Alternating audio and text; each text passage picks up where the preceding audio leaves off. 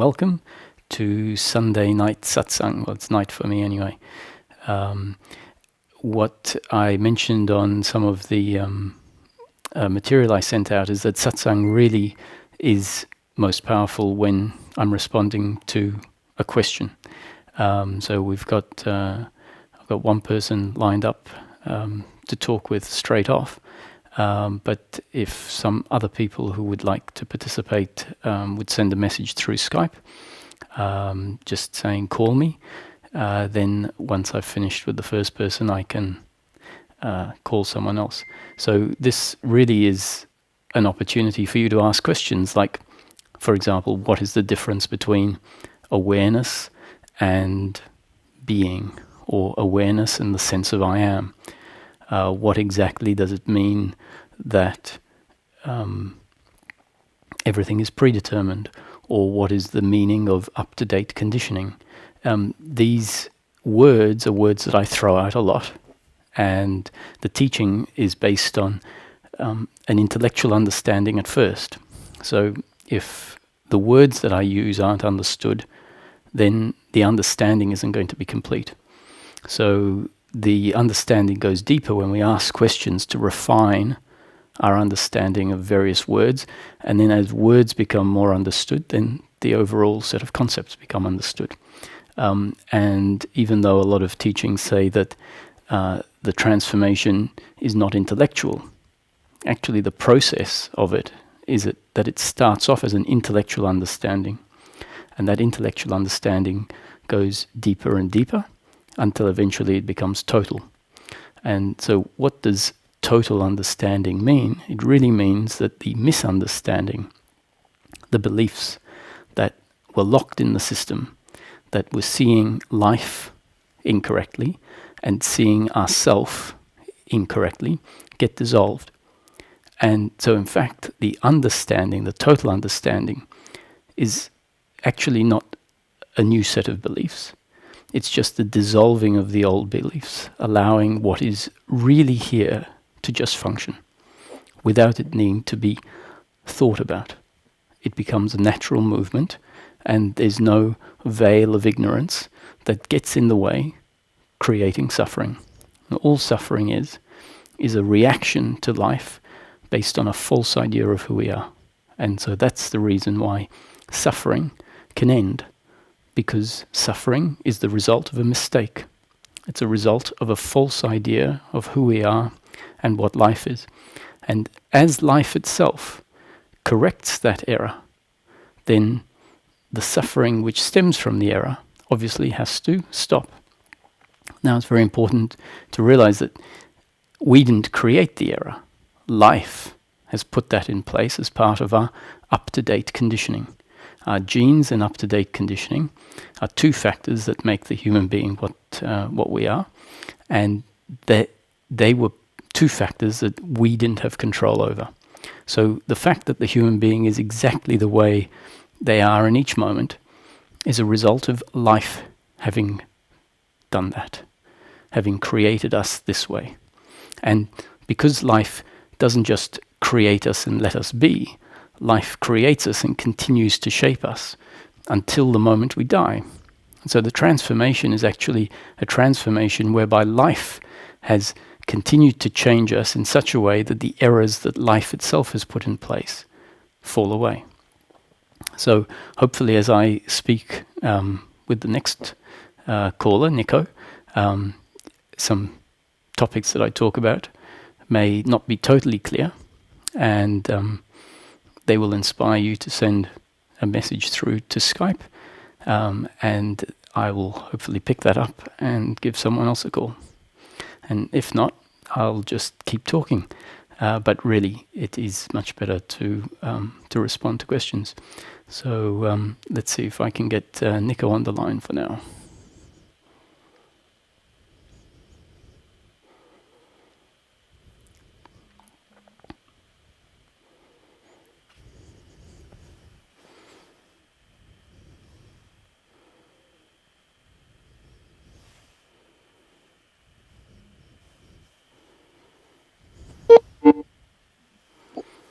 Hello? Hi, Nico. How are you? Hello, Roger. I'm okay. You hear me? Yes, I hear you very well. I hear very well too. So my English is not perfect. I'm not a native speaker. I'm from Croatia, so I guess we'll understand well. Yes, I can understand you perfectly so far. Okay, thank you. Uh, So, do you have something in particular that you wanted to talk about, or well, actually, yeah, I have. Yeah, have some general and some specific like questions. So I've been doing like self-inquiry for 2 years now. right? Doing, yes, I'm trying and watching a bunch of videos and reading stuff and checking myself in, let's say. So the thing is, let's say I came, whatever it means, to some seeing that actually what I thought I am, it really shaked off, and I understand now I lived in a construct of of uh, yes, of a person that I thought I was. So many things that bothered me, and felt that are not okay, and just like felt off. I had, for example, I had like issues of anger, and like most person have in this world, various issues that really soften, Sure, right? and it's, I guess it was a result of just realizing that it's just a way that that I was used to react, and the more you see it, less power and grief it has on you. More, this is like clear for me. Right. Okay. Yes. Uh, uh, but the thing is, when I go, let's say, to the meditations or things that I really want to, I say, let's go and let's see it till the end, because the what I learned, let's say, learned, what information I got is that I read a lot of I'm Dead from Mr. Gadata Maharaj. I'm really thankful for this book, Sure. so the premise is like you're none of nothing, so you just like peel all the thing off, but it's always like to perceive anything, to be anything, you need some tool to, you know what I mean. So I came to some states when I really felt I didn't know what I was, and it was really like huge opening and nothing was there. And but still on everyday life, this like impulses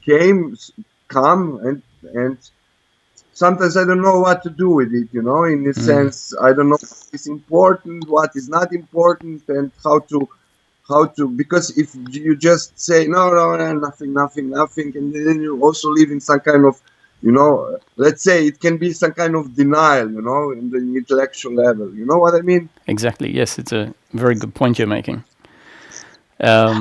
So, the teachings of Nisargadatta are particularly powerful, but they're very specifically aimed at awakening, which really means coming to realize the essence of what we are, the consciousness in which everything arises, and from another perspective, the consciousness that flows through the body.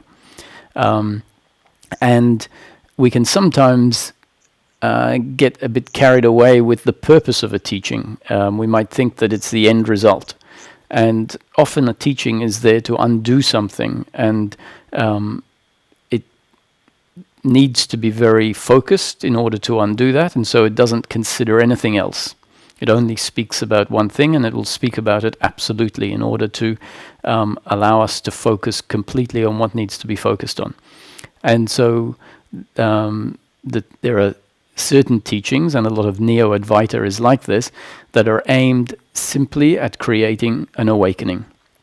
But awakening in itself is not how we live life. We don't live life as formless awareness. We don't live life as nothingness. we end up living life, or we continue to live life. The body is still present, and we still have to carry on doing in each moment what we feel or think we should do. And that means participating in life. And participating in life means interhuman relationships. And so, as you said, if we remain meditating and abiding in beingness and emptiness, we find that participating in life doesn't really happen fully. And at some point, it stops feeling right. There's a feeling that says, well, there's something missing here. And you put your finger on it when you said it starts to feel like a denial. Because we can conceptually start to dismiss what is actually present in our life. So far what I'm saying, does that sit okay with you? Yeah. Can I add something, please? Yes, for sure. So it's like, every man has like activities that are like, let's say, that are like predestined, or just like it's his way. He think he does, like somebody is a mechanic. So I appear to be a way of artist or musician. I do it a lot with the mind, with the thoughts, and with the expressions. So there is like huge amount of like things that I did before in this area, and are really full of perspectives, emotions, and let's say also illusions from the past, before I reach the point of, let's see, okay, it's not true, I'm not really this.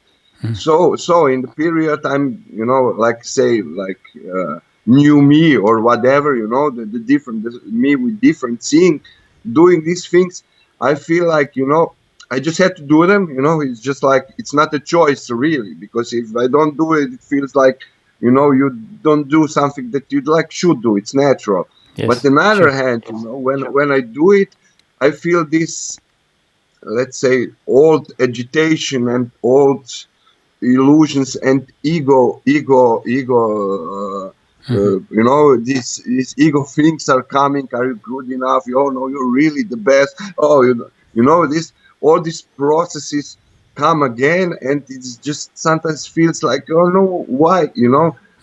So the question maybe is how to approach to the activities and things, that because there are some things that you just meant to be done by you, I guess. No, Absolutely, yes. Life has to be lived. You have to carry on doing what you're destined to do, exactly as you've just said. And so awakening allows consciousness to recognize itself as the essence of the human being. And when that happens, there's this clear understanding that, what I really am at my core is not the body. That when things go wrong, they're not really affecting what I am at my core. When things don't work, even when things go well, then that's pleasure in the moment, but it doesn't really add to what I am at my core. And so that becomes what is recognized in the awakening. And so an attachment to outcomes tends to fall away. But what we find is it doesn't magically fall away all in one go when we realize the essence of what we are. The situation generally is that we realize, and then we go into a process of flip and flop, this flip-flopping, where we can have a week or a day where everything feels like it's in perfect place and there's peace, and things don't necessarily go the way you want, and there's this feeling that actually it's fine. And then all of a sudden we flip and go into the flop phase. And in the flop phase, it suddenly feels like everything that has been realized has been forgotten. And suddenly something happens, and the feeling is of identification with that, attachment to it, and suffering arises. Suffering arises. Yeah, exactly. Yeah. And it's a lot of this flip-flopping, no? It's like let's say, it feels like a long and like a let's say heavy process, and like it continues, just you think now I see now really like established. I don't jump on this, and then again these movements take place. No. Exactly. So let's move away from the awakening teachings, and let's go back to the core of this teaching, which says that all of life is completely predetermined, that it's a story that is unfolding exactly the way that it's been created to unfold, that life is an experience that has been created from beginning to end, all made of consciousness. So that's more like the awakening side of things. But then when we go into the story that has been predetermined, we have to live as the human being. And that means that the suffering that we're talking about here usually has to do with this idea that I am the doer, that I create my destiny, that I am in complete control of all the actions that happen through me, and the other is in control of the actions that happen through them. The reason that I'm bringing in this explanation is because if you look at the agitation that comes up, or the suffering that comes up in this flip-flopping period, you'll start to see that all of the suffering is based on these dynamics that I'm talking about. So suffering can be or manifests in the form of guilt, blame, and pride. They're the first three forms of suffering.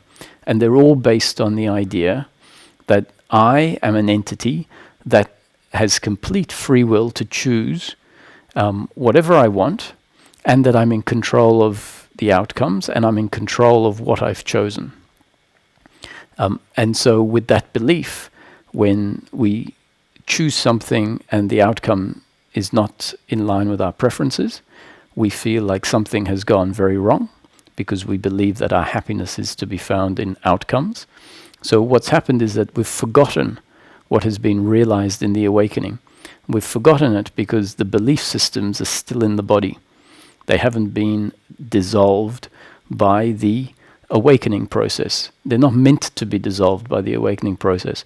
The process that happens after awakening is a process whereby awareness lands on the dynamics that are in place.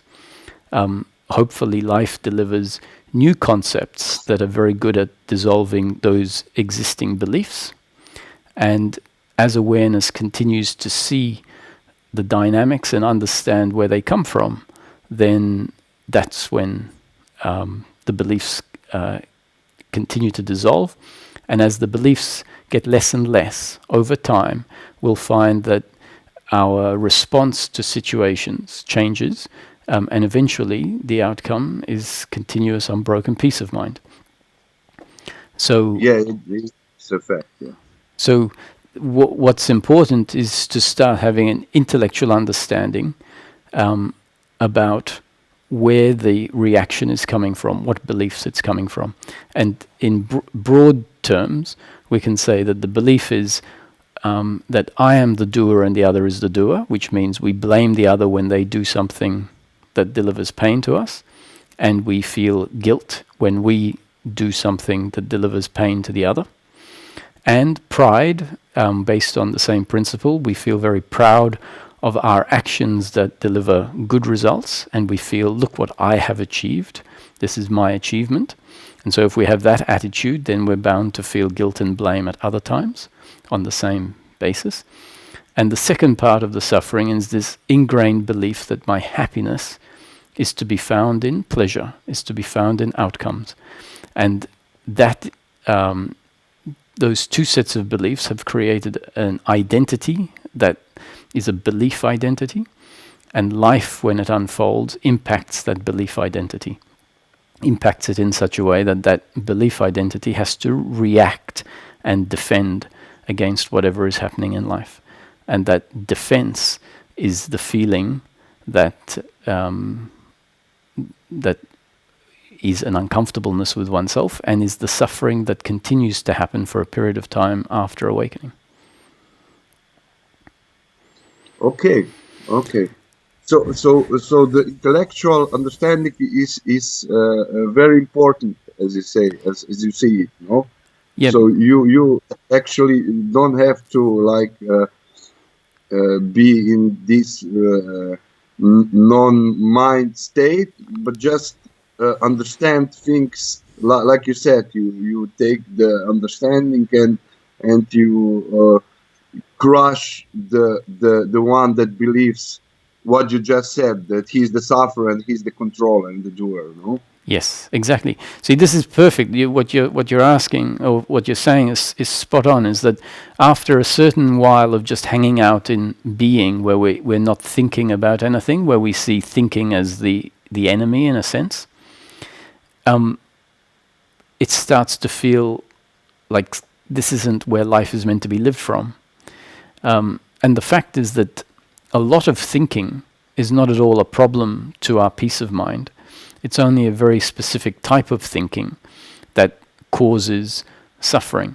And so as the process carries on, what we'll find is that we come back to living completely as the human being, as if we are the doer, as if we are the thinker, as if we have free will. So we end up living life like that. And thinking continues to happen because thinking is essential for daily living to unfold. And once we realize that it's a particular type of thinking that causes suffering, and a specific type of attitude towards our thoughts which causes suffering, then we don't need to start trying to stop all sorts of thinking. If we're trying to stop all sorts of thinking, then what we're doing is we're getting in the way of life flowing as it's meant to flow. So the type of thinking that is a problem is the thinking that I'm calling the thinking that comes from the belief in personal doership, which is what Ramesh, my teacher, who's over here behind me, that was his teaching. So all thoughts based on the belief in personal doership are going to create a feeling of suffering, a reaction to life. And a lot of other thoughts about practical things in daily living don't create suffering and don't get in the way of our peace of mind. And contemplating is a thinking process, and it's a thinking process that doesn't come from the belief in personal doership. So to sit and contemplate about what is happening in your body, what is happening in relation to your beliefs and how life is affecting them, is a very important process. And it's not a process that is taking us away from freedom. It's actually a process that takes us towards freedom. And so what we find is a lot of the time people are afraid to think, and they think that thinking is a problem. And so that means that the dynamics that are still in place take a very long time to be undone, because the brain is effectively not being used, the intellect isn't being used to see the problem, and it's when the problem is actually seen that it starts to fall away. Okay. Yeah. So very nice. Another of the principles here is that really we're not trying to change anything. Even this process of dissolving the beliefs is actually not our doing. Like everything else in life, when it happens, the contemplating happening is part of the story of life. And how the contemplation affects the ingrained beliefs will be however it does. It's not in our control. And so one of the most liberating aspects of this teaching is saying you don't have to be any particular way. It's not even telling you have to be peaceful. Actually, it's telling you that in each moment, whatever happens is destiny. So if you find yourself walking through the shops and someone does something that is not in line with your preferences and you get angry, the realization, actually the real wisdom, is to see that as a happening, not my doing, and to not be involved with the fact that it's happening, to not carry on a story in horizontal time about what has happened and whether it was a good thing to happen or whether it was a bad thing to happen. What happens is a reaction in the moment, and that is a biological reaction. And once that's over, then we move on with life without thinking about what has happened in the past and dwelling on it. If we are contemplating about what happened, so we're looking at it with curiosity and interest, so not feeling guilt or blame about whether it should or shouldn't happen, we're just looking at it to understand what sort of thoughts there were, then that's a different thing. So contemplation after the fact can be very useful. So is that clear, that with the understanding that everything is a happening and not my doing, we don't need to criticize ourselves for the way that the body reacted. And for that matter, even if there was suffering, that suffering is part of up-to-date conditioning. And it was forced to arise because of the situation that we found ourselves in. So the situation we found ourselves in, plus genes and up-to-date conditioning that we weren't in control of, means that the suffering had to arise. And with that understanding, we accept it as an inevitability. Yeah. So we actually,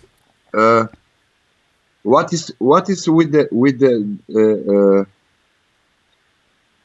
the watching then? So we even the intention to see the guy, let's say the guy who thinks he's a doer is not needed, because I have this like moments and like even more, I just catch this what you're talking. The guy who thinks still carries this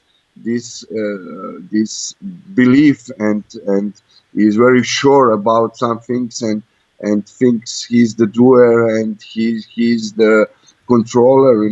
Just a glimpse of you catching, and there is like nothing beyond, really. There is nothing beyond, and it is something, but you cannot relate with the mind, with your conditioning, with what you know, to the thing you to the glimpse you have. You know what I mean? It's just you come to a place of like void, and it's really nice. You feel really at ease, but there is something you want to like catch it. Oh, I want to have this, because you feel it's really intimate to you. The resting in being, you mean? Yeah. Sure. It's in its first way, it presents itself in awakening, which means that in a way we force ourselves for a long time to just stop thinking. And when I say stop thinking, actually we realize that thinking doesn't serve the purpose we think it does. And we come to see that there is another field prior to thinking, this field of being. And so what our mission really becomes is to continually go back to that field of being as often as we can. And we realize that when we're attached to our thinking, the most effective way is to not think. And so we put a lot of effort into simply dismissing thinking for a while. And then we find ourselves dropping into being, and it feels very pleasant. And that's what we've been talking about the fact that once that becomes stabilized, it's a great sign along the process. But then we have to come back and deal with what still is misunderstood in the body, and it requires a different set of concepts, much more practical concepts, concepts that are talking about the human being and cause and effect, and things that the esoteric teachings tend not to speak about so much because they're trying to do something else. And so in both cases we might find ourselves seeking. First we might find ourselves seeking to stop thinking, And then we might find ourselves seeking to try and, let's say, watch everything or understand everything. And we come to see that this seeking, this strong seeking, thinking that we are doing it, also is an obstacle to us resting in being. And I think that's what you were talking about, that we don't even need to, or can we watch everything? And so there's this interesting middle ground where watching happens, but it's not our doing. And this is where I can, if I explain genes and up-to-date conditioning. So the genes are what we were born with, and then our up-to-date conditioning is how life shapes us moment after moment after moment. And in each moment, we are getting new conditioning from life. So in this conversation, the concepts that I'm putting forward are new conditioning, or maybe conditioning that you've heard before, but you're hearing it again, and so it will affect your current up-to-date conditioning. And in the concept, I'm suggesting that the reaction that happens through the body is a reaction that had to happen based on the human being's makeup at a particular point in time. And that makeup is based on the genes and up-to-date conditioning. So the concept I've put forward becomes part of your genes and up-to-date conditioning, and next time there's a reaction in the body, automatically the conditioning of the body might recognize that reaction. And then a thought might arise and say, oh, that's a reaction that had to happen according to my genes and up-to-date conditioning. And so that thinking that has arisen is not really your doing. It's another reaction in the body based on your genes and up-to-date conditioning. So first there was a reaction to someone doing something you didn't like, and then there was a reaction which was thinking arising based on your genes and up-to-date conditioning, that saw that reaction and said, oh, that's based on my genes and up-to-date conditioning that I had no control over. And so if we can come to see that the contemplating happens automatically based on your genes and up-to-date conditioning. And to the extent that this isn't understood, we might try to force the seeking. We might still feel that we have to make it happen. But if we realize that the seeking is happening on its own, and that life is putting us in situations where we're listening to spiritual concepts, or it's giving us the urge to read certain books, that's how life is putting in place the up-to-date conditioning that then functions on its own through life. So we can actually then relax and recognize, watch the process happening, just like we watch the body reactions happening. We watch the process happening, and we don't actively need to do watching. Watching is just simply something that happens when the body reacts, and there is an understanding that it's not my doing. It's a happening. So if it's a happening, then something is watching that happening. And then it becomes an effortless watching instead of a belief that I have to keep watching. Do you know what I mean? Yeah. I understand.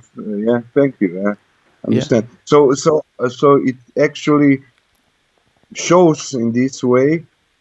Sometimes, and this is the thing, when it comes like what you're saying. It just happens, and it's so nice, It's so beautiful. It's so profound.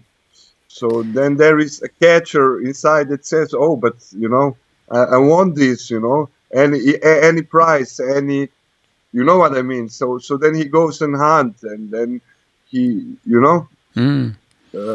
because it sometimes just comes. Well, like you say, you just can see things, and it's really clear. It has it's for some hours, I don't know, some moments, hours. It's just like this, and then again, the flip, the flop. Then again, you come into some, and then like some kind of reaction comes, but I want to go back, like just, and then you start to make some kind of strategies how to watch more, how you know what I mean. Yeah, It's and some so kind of natural. Like if somebody gives you a good food, you will like to know how to cook it again. On the yeah, and there's a fine line on one side of the line, that curiosity and that earnestness and that desire is very useful in seeking, because it means that nothing else is more important, and so we're fully dedicated. But then it can flip over the line, and it can become a desperation or a pride or yeah, yeah, a control. yeah, And yeah, yeah, exactly. so this is where this this teaching starts off and says, so what are we really looking for in life, in practical terms? And we find that we've been seeking happiness through pleasure for our whole life. What that means is we believe that our happiness, and this is a belief that is deeply ingrained in our body, we believe that our happiness is there when circumstance is the way we want it to be, meaning when there is pleasure in the moment. And so we've spent our whole life trying to control circumstance in order to get pleasure in the moment. And the reason is because that's the best we know. All we know is pleasure and pain. And when there's pain, because of our attachment to pleasure, there's suffering. And so we don't tend to realize that the suffering is there because of our attitude to the pain. We think it's the pain itself. And so when pain is not there and there is pleasure, then generally the suffering is less. And so we're convinced that the happiness we're looking for is to be found in circumstance. And after living a life where we keep doing this, at some point we realize, no, this can't be what life is about, because life is always going to deliver pleasure sometimes, and at other times, no matter how hard we try to control it, it's going to deliver pain. And so if our happiness was dependent on life being pleasure, pleasure, pleasure, pleasure, then it means that happiness for the human being is not available on a continuous, unbroken basis. It would mean that happiness for the human being is going to be here and then gone and then maybe come back again. And we know that that's unsatisfying, because we've been getting that sort of pleasure on an intermittent basis for our whole life. The good news is that happiness for the human being is not to be found in pleasure, and it is available on a continuous, unbroken basis. The happiness of the human being ends up being peace of mind, not pleasure. And peace of mind is simply the end of suffering. So the beginning of the teaching says, what are we really looking for? What we're looking for is happiness, but it's not to be found where we've always looked for it. It's not to be found out in the world, in circumstance. It's to be found in the end of suffering. And when we look at what our suffering is, we find that our suffering, this is where we need to start understanding the concepts intellectually, so that awareness can start looking at the dynamics when it arises. We find that the suffering is guilt, blame or pride, worry or expectation. So guilt, blame or pride is based on the idea that I'm the doer and the other is the doer, and that I control everything that's happening in life, including the outcomes. And worry and expectation is based on the idea that my happiness is to be found in pleasure. And so therefore we set up a whole lot of ideas about what we need in order to be happy. And spiritual seeking becomes one of those ideas that actually is an obstacle to our happiness. When we set up an idea that says, I need peace of mind at all costs, that belief becomes an expectation, and it's the basis of one of the biggest forms of suffering.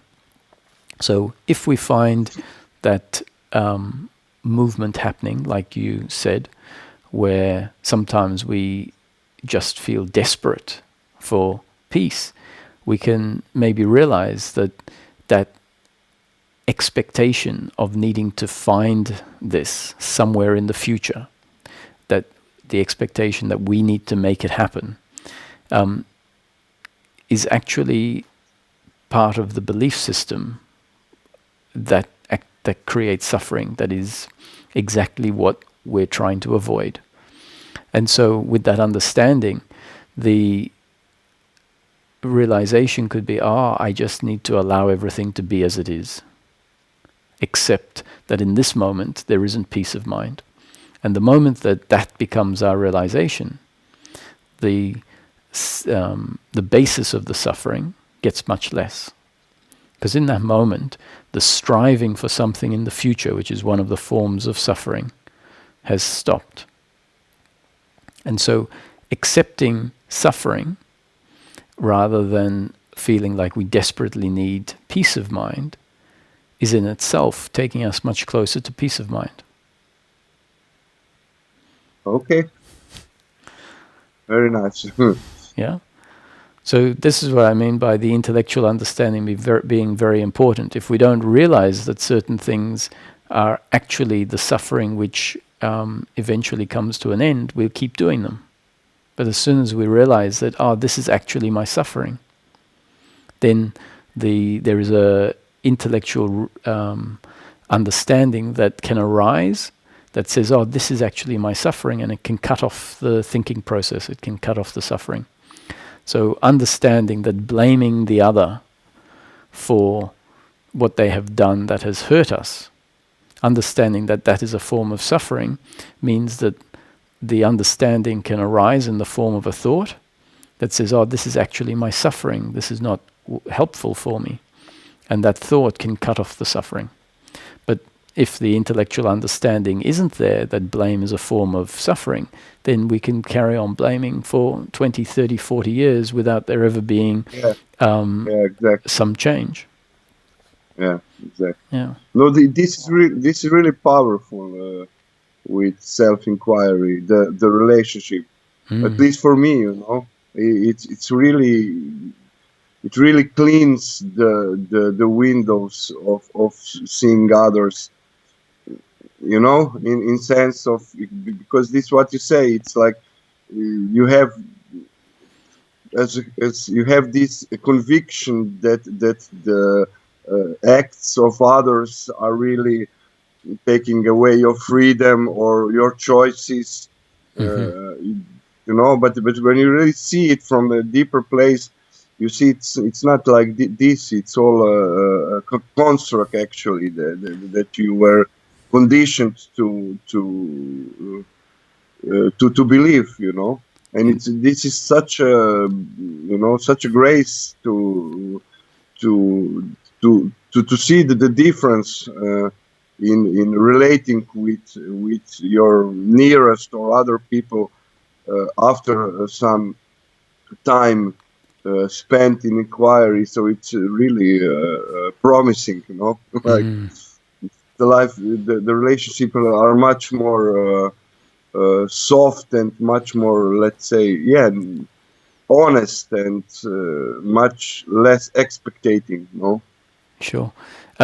This experience that I have from what would you say? Why do you, or what would you say the basis on which the relationships get more soft? On what basis? What is seen that allows that to happen? The basis is that you actually, yes, you understand, but really the understanding is even more that you just understand like A plus B is C. You understand in very complex way that the things people do, they don't do actually with the intention to hurt you. They just do it because they have to do it, and because some dynamic in their system is doing it, something like this. And then Yes. you see it in yourself also. It's just I just did it. It was not really the intention that I had to do it. It was already like ready made. It was not really that. Mm. Like I had the intention. I yelled because I was angry, but actually the intention to yell because I was angry was already set there somehow. So it wasn't really me in one sense that did this. But it doesn't make it's not like it's you become irresponsible. On the contrary, the responsibility really becomes more real, let's say, Yeah. because So can I clarify on this, because it's a really yeah, important point. please, yeah, Is that when we say there's nothing to feel guilt about, because we realize that everything is just happening, and that the shouting happened because of your genes and your up-to-date conditioning and the circumstance you found yourself in. So with what you've just explained, you see that if the shouting happened, it had to happen. It couldn't have happened differently. So once it happens, after the event, there's nothing to feel guilty about. But what often is misunderstood is when someone hears this, they think, oh, well, if you have that attitude, you're going to do all sorts of terrible things. And the understanding is an understanding that once something has happened, then it's happened. And there's nothing to feel guilt about, because we see that it had to happen that way.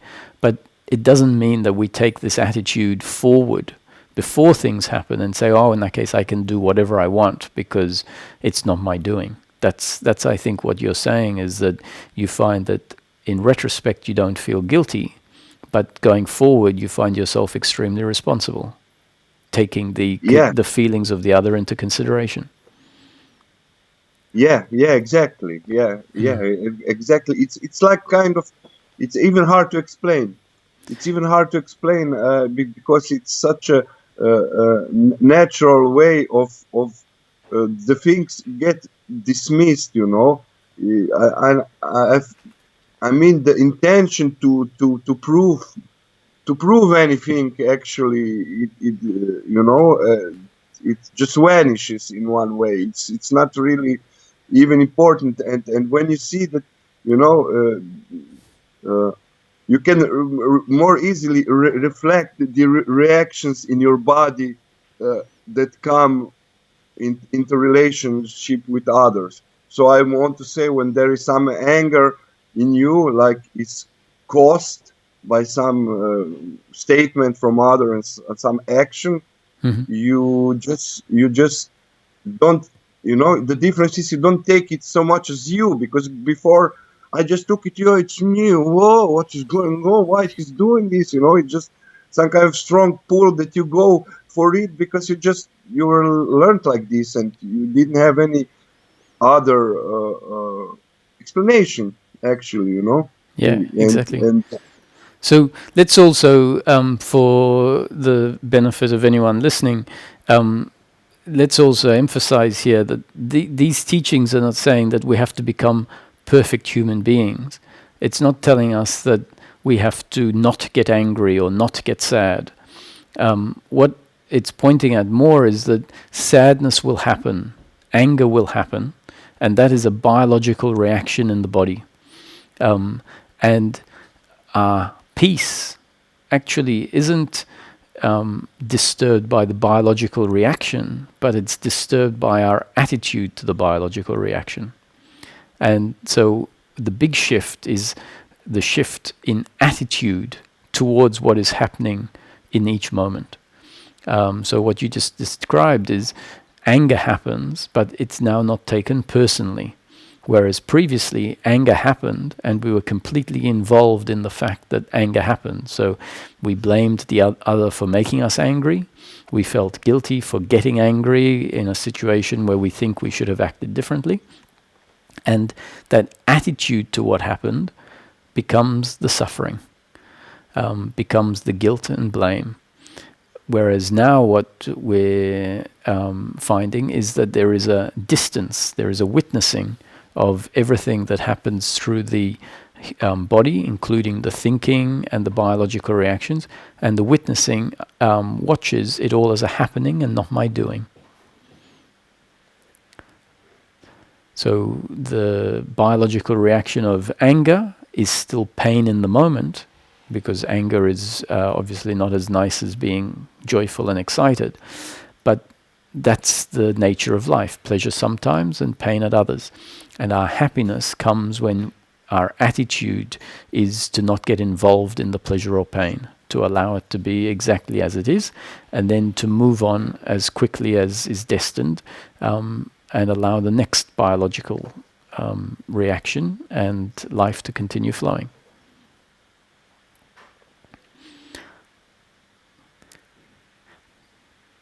You still with me, Nico? Yeah. Yeah.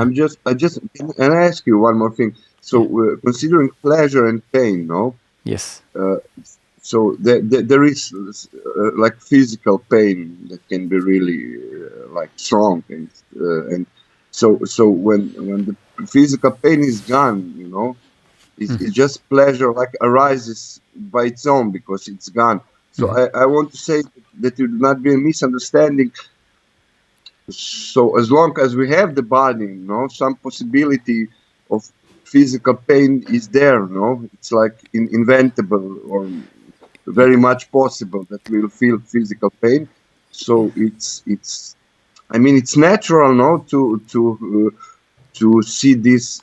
I don't imagine to, you know, like honestly that it's the same if I really my tooth really hurt or it does not, you know, it's not the same. It No, means it's not. as long as the body never been, no. Perfect. Exactly right.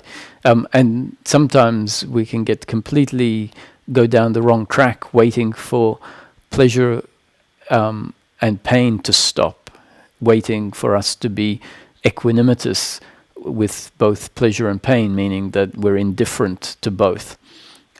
And that's never going to happen, because the body, until the moment it dies, will have its biological preferences, which means that the body is never going to find everything equally as pleasurable as everything else. And so if we start to understand this and understand that the nature of life is always going to be pleasure and pain, liberation doesn't make life no longer pleasure and pain. Life will always be pleasure and pain. And our happiness comes in our attitude towards that flow of life, our attitude towards the pleasure and pain. And so if the body has its biological preferences, when life delivers an outcome that is in line with the biological preference, that is pleasure. And when life delivers an outcome that is not in line with the biological preference, then that's pain. And so a toothache is life delivering an outcome that is painful. And if someone shouts at you for something they think you've done wrong, then that is much more painful than if they told you you've done a wonderful job. So there are lots of different types of pleasure and pain. There's physical pleasure and pain, there's emotional pleasure and pain, there's financial pleasure and pain. So if you lose your wallet, that is financial pain. If your computer falls on the floor and breaks, that's going to be financial pain and the pain of the inconvenience. And if you break your leg, that's physical pain. If you eat great food, that's physical pleasure. If someone tells you you've done a fantastic job, thank you for helping me, then that's emotional pleasure. So whatever happens in each moment, we need to be able to start seeing it as either pleasure or pain, because everything in the flow of life is always either pleasure or pain, depending on the body's biological preferences. And to understand that that's the nature of life, that's never going to change. And with that understanding, when pleasure and pain is there, then we start relating to it as normal. We don't resist it. Biologically, we might resist the pain. But attitudinally, we understand that pain is part of the flow of life. And in order for us to stop resisting pain on an attitudinal level, we really need to understand deep down that our happiness is not to be found in the flow of life. Our happiness is not dependent on life being pleasure, pleasure, pleasure, pleasure. If we think that our happiness is dependent on life being pleasure, pleasure, pleasure, pleasure, that whenever life delivers pain, it's going to feel like an attack on who I am, based on that belief that I need life to be pleasurable. Once the belief that I need life to be pleasurable in order to be complete or in order to be happy falls away, then life can deliver pain and it isn't received in the same way. So then attitudinally, when the belief that my happiness is to be found in pleasure falls away, the flow of life still needs to be experienced as either pleasurable or painful, but our resistance to it automatically falls away. And that's not something that we have to do. We don't have to stop resisting life. We can't stop resisting life. What will happen is we'll find that we'll either accept or resist life based on our genes and up-to-date conditioning. And the up-to-date conditioning I'm talking about here is the belief that my happiness is to be found in pleasure. If that belief is in place, we will have to resist life. It's not an option. If the belief isn't in place, we find that we can't resist life. We find that there is acceptance. And so acceptance is not something that we do, but rather acceptance is a happening based on the absence of certain beliefs. And suffering is not something we do. Suffering is a reaction based on certain beliefs that are in the system. And we didn't put the beliefs in place, and we don't take the beliefs away. The beliefs are part of the mechanical makeup of the body. And so if we start to see these biological reactions as inevitable mechanical reactions based on the biological makeup of the body, then obviously we can't take it personally anymore. Because, as you described earlier, it's seen as a happening.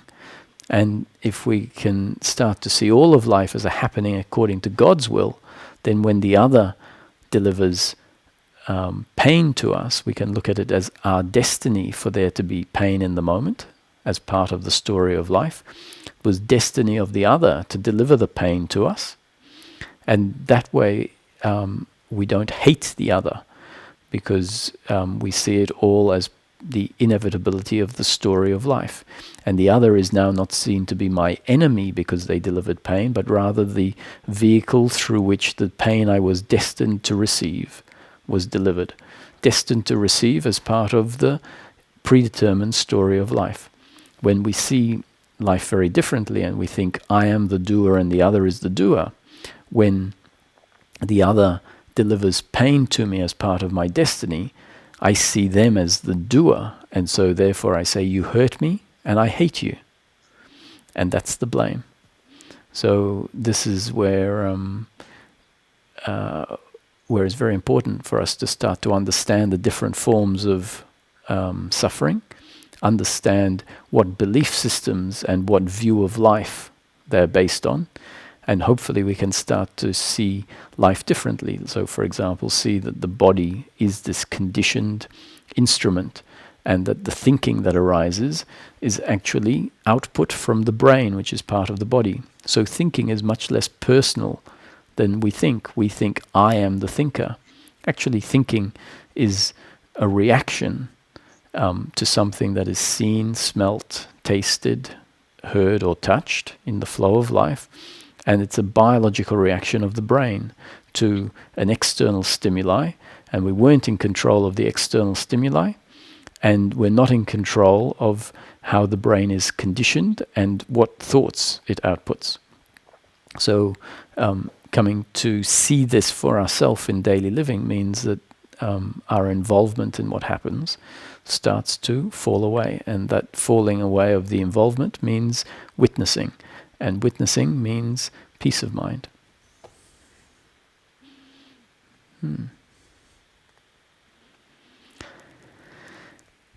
Yeah. Yeah.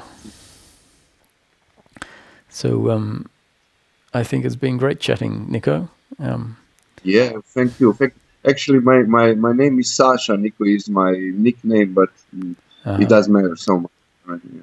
Thank you Okay. very much. Yeah. Okay. Well, Thank you. maybe we can talk again because I think it's very important speaking when you've had some significant shifts that have happened, because then you have Yeah, a I'll be glad. context. Yeah, Yeah. Very good. yeah. Thank you. Okay. Thank Thank you. you. Bye bye. Bye bye.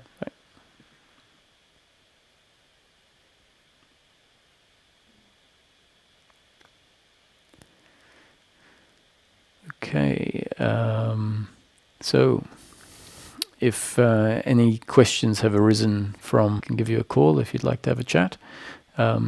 Did get a question here, and it says, sometimes when I think about the fact of non-personal doership, it creates anxiety. It makes me feel helpless and out of control. Am I getting tricked here? Maybe I'm not taking the fact to the final conclusion.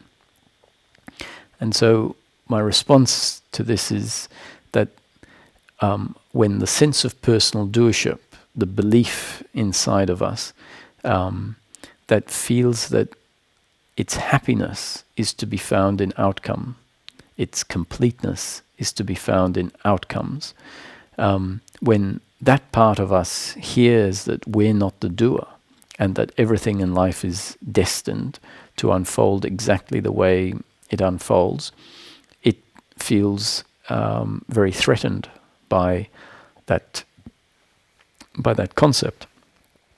And it says, well, if life is like this is terrible news. It and then the feeling of anxiety is what arises. So it says this is terrible news because the belief is still that my happiness, my completeness is dependent on outcomes being a certain way. And so it hears that, well, sorry, sir, you are not in control of the outcomes. And then that creates this sense of fear, this panic, this anxiety. So the part of the concept that is most useful in this case is for anxiety, is not the idea that you're not the doer, but more to start to see that actually your happiness is not to be found in outcomes. And one way that this understanding can deepen the understanding that our happiness isn't to be found in outcomes is to see that we get outcomes, we get pleasure, and still it doesn't deliver us long-lasting happiness. So we can receive a great meal, but once that meal is finished, it doesn't then satisfy us for the remainder of our life. So that's one way of starting to see that actually my deep ingrained belief that my completeness is based on outcomes so far hasn't proved right. Secondly, we can start to look at the fact that, like it or not, the nature of life is always pleasure and pain, and no matter how much we try to control it, the pain and the negative outcomes are always going to be there. And eventually, death, which is the ultimate assault on this false belief of who we are, is going to come. So trying to control life, at some point we might realize, is not the answer, because we're not going to succeed in that.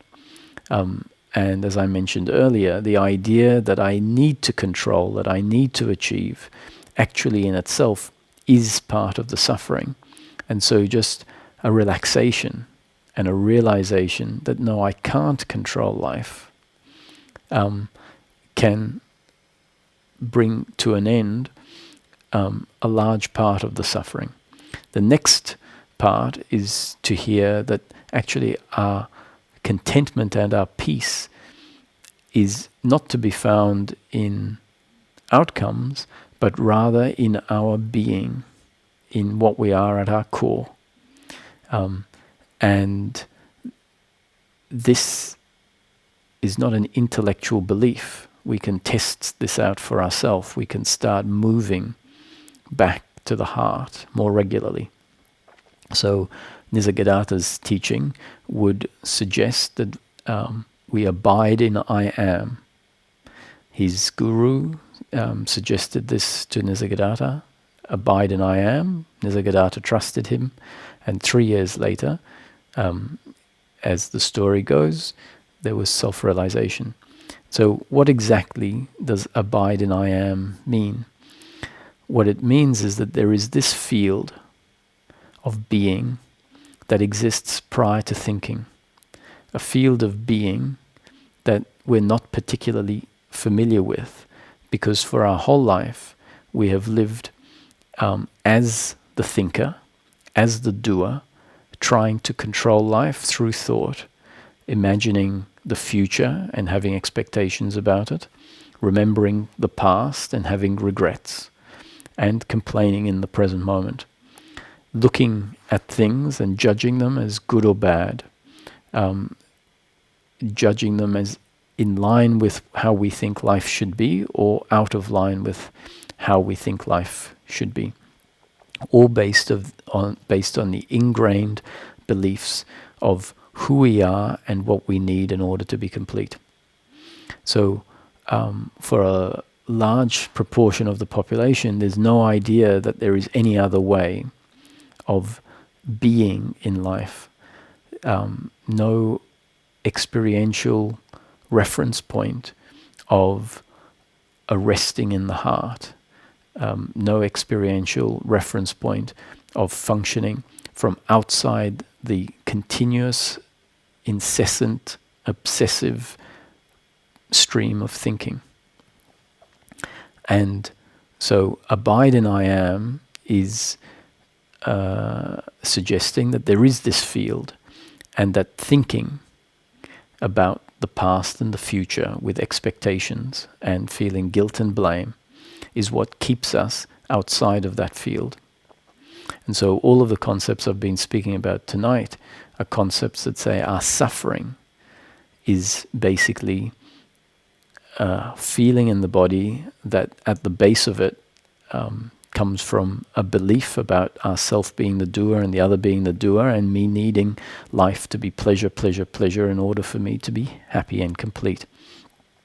So it's pointing to this obsessive thinking and saying none of it is true.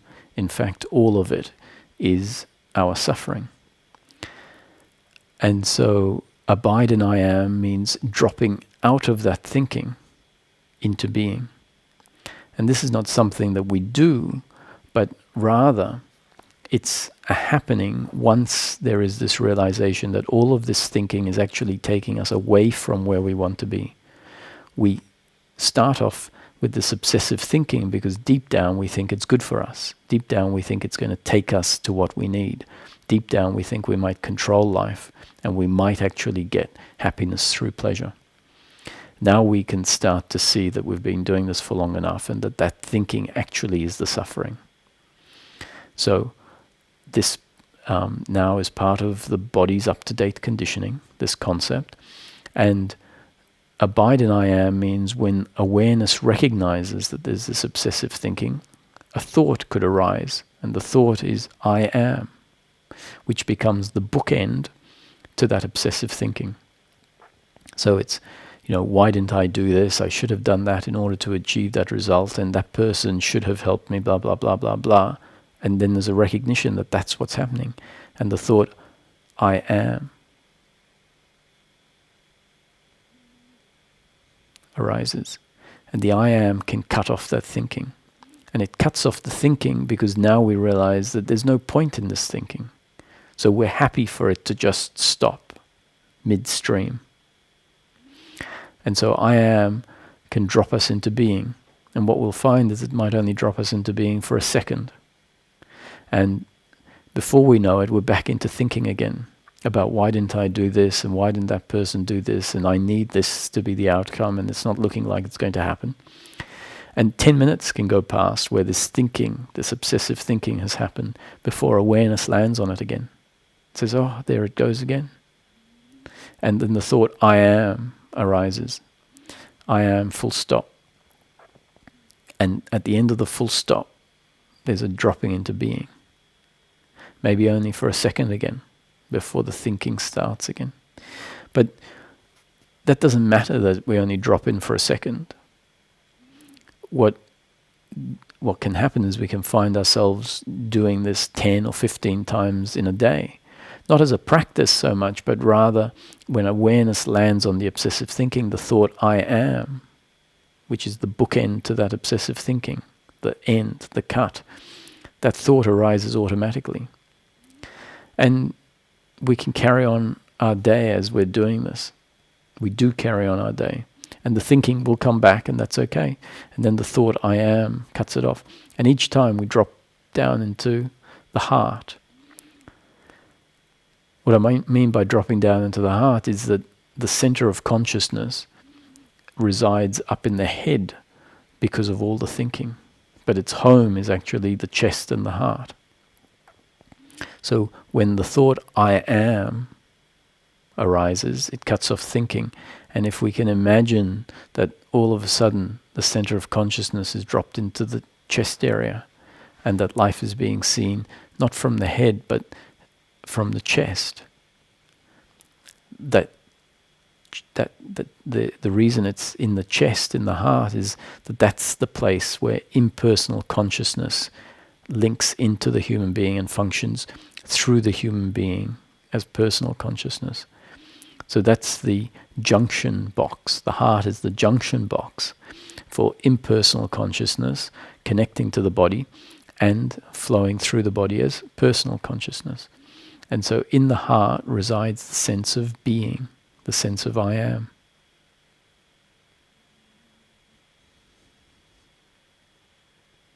And so as this movement back to the heart becomes more and more familiar to us, it becomes more and more natural. And each time we're in the heart, and that period of time can get longer and longer, and my suggestion is that you can look at the vista and allow awareness to see the whole vista while at the same time feeling yourself in your heart, without trying to change anything, without thinking about what you're seeing being good or bad. And if we drop with an open gaze, allowing our field of awareness to allow everything that is seen to arise within it, and at the same time feel the center of consciousness dropping into the chest, we can feel, in this place, I'm complete. The essence of who I am can be known, and it's known that regardless of circumstance, regardless of whether things are going well or not, regardless of whether I'm sick or whether I have a job or enough money, when I drop into the heart, I find, everything's complete. That what I am is not affected by circumstance. What I am at my core is not affected by circumstance. And so the more familiar we become with the essence of who we are, which is something that is timeless, something that is formless, something that is eternal and wasn't born and won't die, then the idea that our happiness isn't to be found in outcomes stops being a conceptual idea and becomes known from our own experience of who we are at our core.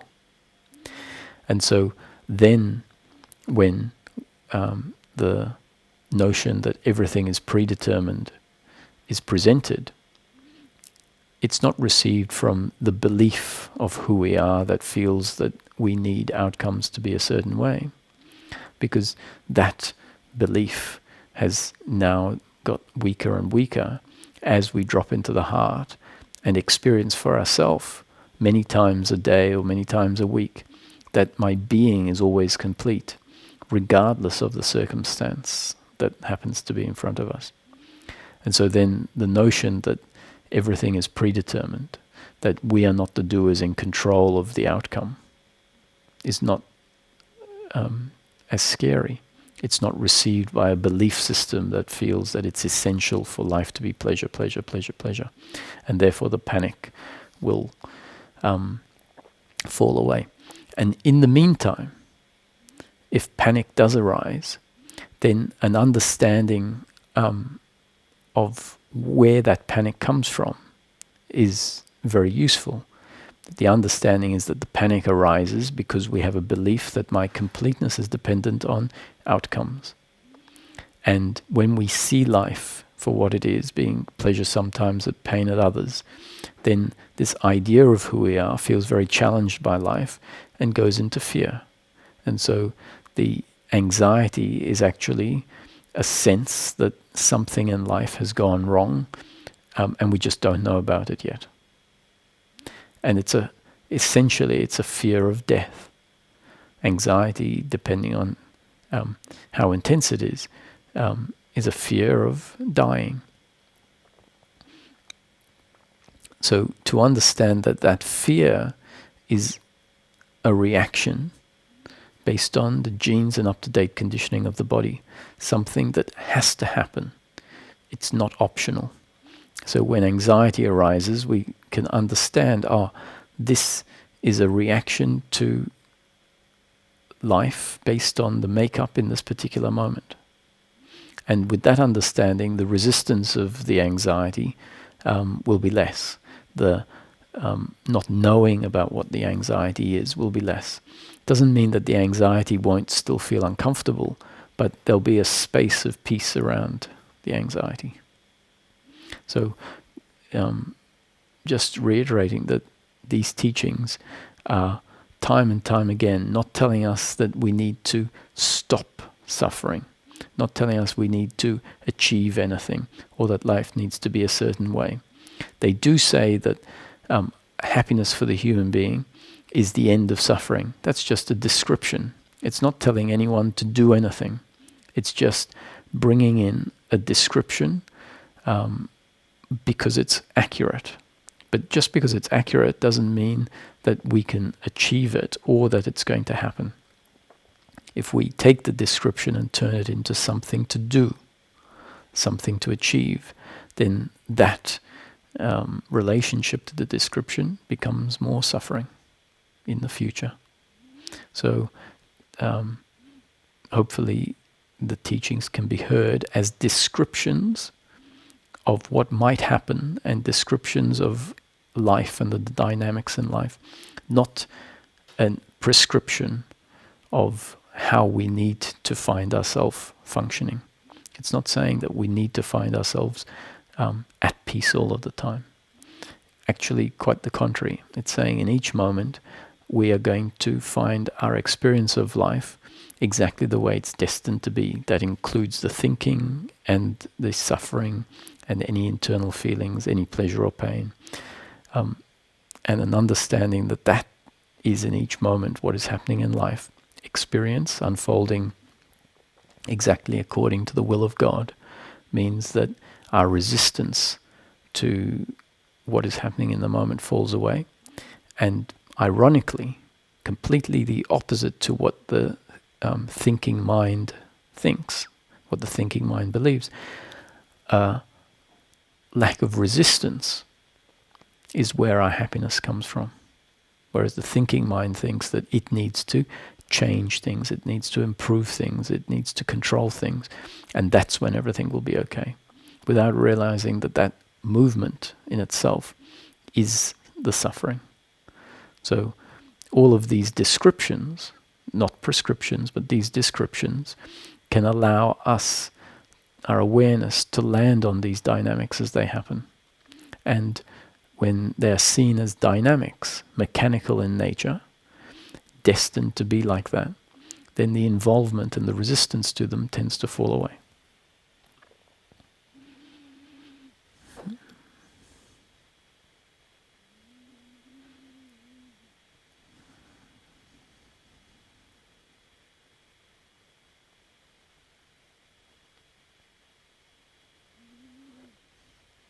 There's also sometimes a misunderstanding with this notion of non-doership. The misunderstanding can be that non-doership is telling us not to do anything, to sit and do nothing.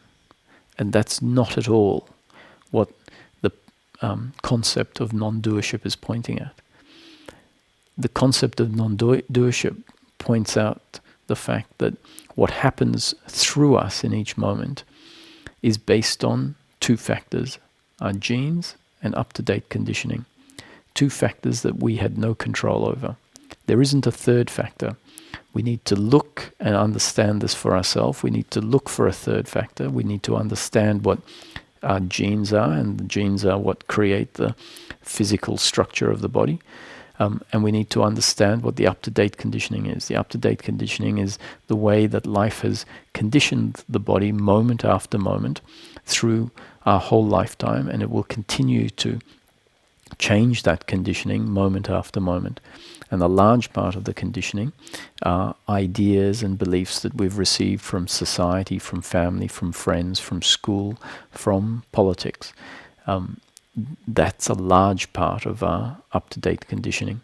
But it also comes from events that we've gone through in life, and even very impersonal things like the sun shining on us as part of our body being conditioned.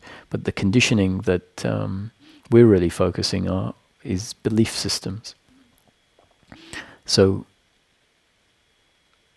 the principle of non-doership is pointing at the fact that whenever we think something, whenever we act a certain way, it's based on these two factors that we had no control over. And when an action happens, we find that the outcome is also not in our control. So if you find yourself at a restaurant and you order something off the menu, then that choice to pick item number 3 is based on your genes and up-to-date conditioning. The outcome of that choice is not in your control. Sometimes we get what we want and sometimes we don't. So if you order orange juice, the waiter takes the order and 5 minutes later comes back and says, "I'm very sorry, but there's no oranges in the kitchen." Or the waiter comes back with your orange juice. So both in theory and in practice, we're not in control. Not in control of the choice, which is based on two factors we had no control over, and not in control of the outcome. So that's what non-doership is pointing at. It's not saying don't do anything. In fact, the concepts here say that everything in life is a happening. So life will continue to unfold exactly the way that it's destined to unfold. You can't not do anything. You can try sitting on the couch, but invariably a feeling will arise in the body, which is not your doing, and it will drive you to go to the toilet, or the doorbell will ring and you'll feel compelled to get up off the chair and answer the door. The phone will ring and you'll reach for the phone. You'll feel hungry and you'll go to the fridge. All of these things are outcomes or happenings, impulses that you didn't have any control over. And the impulse then leads to effect. And that movement in life is how life unfolds. And we also see that life unfolds according to decisions that we have to make moment after moment. From the beginning of time to the end of time, a human being finds that they basically are in the same situation in general terms as everyone else, is that they have to make decisions in each moment as to what to do next. Now, the principle of non-doership says that in each moment you can do whatever you feel like. That's undeniable, that we have this feeling of free will. But actually, when we look at it more closely, the choice that we make is not so much my free will, but rather a result of the circumstance I find myself in, plus these two factors, genes and up-to-date conditioning, that I wasn't in control of. So we can't deny that there is a sense of free will, a feeling of free will, and that's a gift from God. That's what allows us to feel that I am in control, to feel like I have free will. But the deeper recognition is to see that actually what seems like my free will is actually God's will. That God's will unfolds through me doing in each moment exactly what I feel or think I should do. So from this perspective, we can see that my free will and God's will are actually not separate. And if we recognize this, then we can continue to live life doing in each moment exactly what we think or feel we should do, which in a sense is our feeling of free will, understanding that actually that movement in each moment is actually God's will.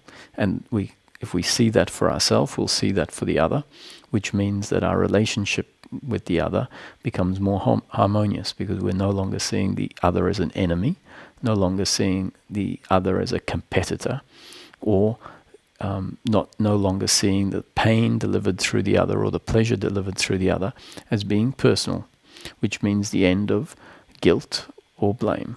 Guilt for my actions that hurt the other, and blame for those actions of the others that hurt me.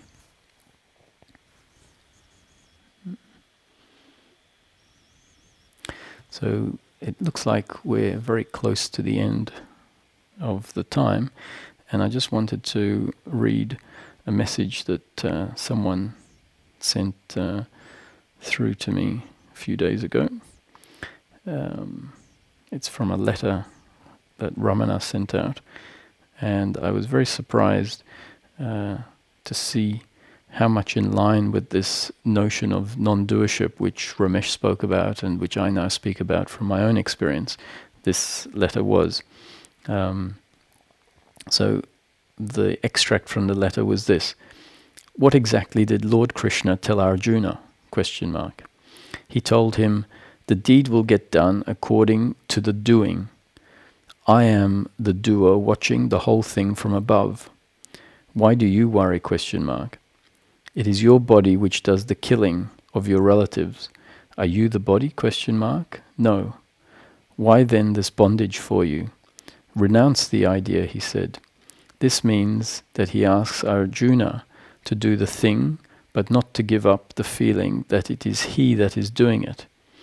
That is personal effort.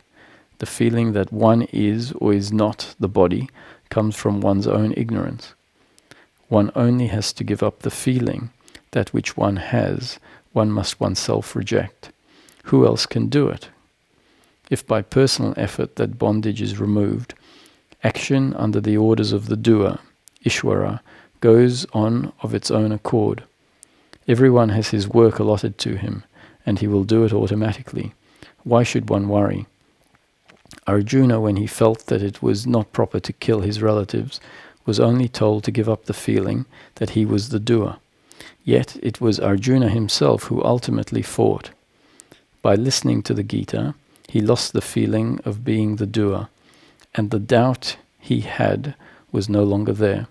The work had to be done with that particular body, and it was done.